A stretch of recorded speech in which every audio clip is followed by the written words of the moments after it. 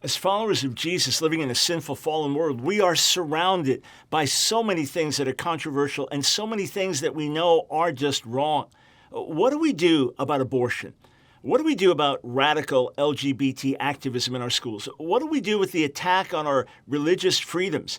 Do we just say, hey, well, we are passing through this world. Heaven is our eternal home. The world will always be bad. Is that the right response? Or do we stand up, push back? Do we get involved in the political process? How much do we put our heart into earthly things as standing for justice and righteousness here?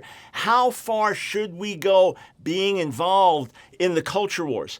Perhaps we just need to come at this from a different angle. When Paul was writing to the Philippians, in Philippians chapter 2, verse 15, he prayed and urged that you may be blameless and innocent, children of God, without blemish, in the midst of a crooked and twisted generation, among whom you shine as lights in the world. Did you get that? Jesus has told us in Matthew, the 5th chapter, that we are the salt of the earth and the light of the world. Here, Paul says to the Philippian believers, as you live godly lives here, you shine like lights in the world. And when you turn the light on, darkness is automatically exposed. In Ephesians 5, Paul says that the light exposes the darkness. So our calling is to live as children of light. That means to make an impact for good however we can.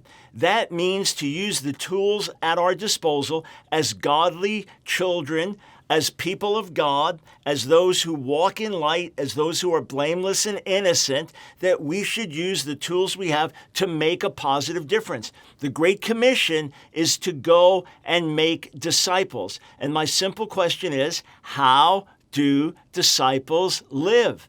Every day in the workplace, in the home, every day on the campus, every day wherever you find yourself, say, Lord, let me shine like light in dark places. That may mean confronting evil. That may mean helping those in need. That may mean just setting an example. But as we walk in goodness and love and truth, as we seek to love God with all of our hearts and love our neighbor as ourself, it will just come naturally. Yes, we're involved in the culture wars, but not fighting the way the world fights. We are the people of God, clothed with God, full of God's Spirit, and as we follow Jesus, we will make a major difference in our world.